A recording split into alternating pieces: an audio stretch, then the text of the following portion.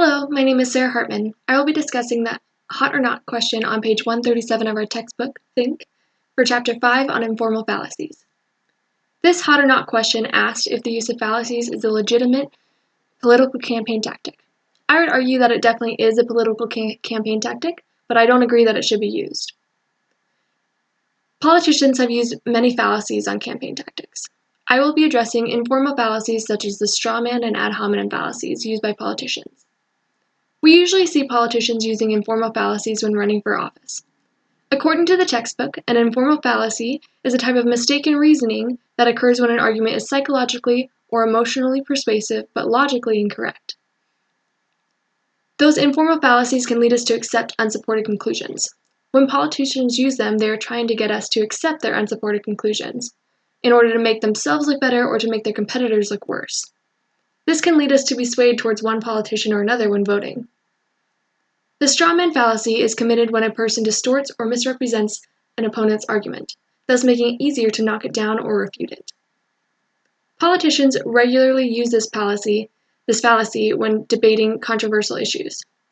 The example the book gives is when a politician makes a statement like, "I am opposed to same-sex marriage. Supporters of same-sex marriage want to destroy traditional marriage." This is a fallacy because it misrepresents that supporters of same-sex marriage want to destroy traditional marriage, but rather same-sex marriage couples want to just have the same rights as traditional couples. Ad hominem fallacies are used blatantly in smear campaigns by politicians. They are fallacies of relevance that are personal attacks when we disagree with someone's conclusion. Probably one of the most notable politicians that uses ad hominems regularly would be President Donald Trump. Many people are aware of the storm of tweets that the president is famous for on Twitter. The president does use numerous ad hominems when addressing statements made by people he disagrees with. For example, in January of 2016, the president made numerous tweets personally attacking Fox News anchor Frank Luntz. Luntz had a focus group that had determined he had lost the debate when running for the presidency.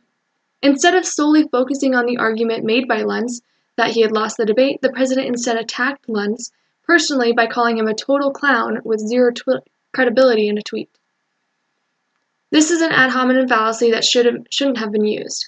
The president is certainly not the only politician to have used this fallacy, but his tweets have made him unfortunately famous for it.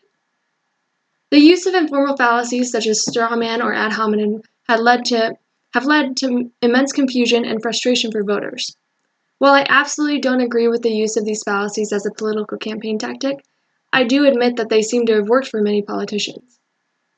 So many people tend to believe things now without actually doing research on a topic to find out if it's true. Even when people do research, they tend to look for information that supports their beliefs rather than opposes their beliefs. Or they just don't know where to find legitimate information. We need to be aware of these fallacies that are used as campaign tactics. We need to make sure that we are doing our research and finding out what is true and what isn't, instead of letting politicians play with our emotions to support their agenda. Being informed voters and not falling for these fallacies will allow us to make better decisions about who should lead us.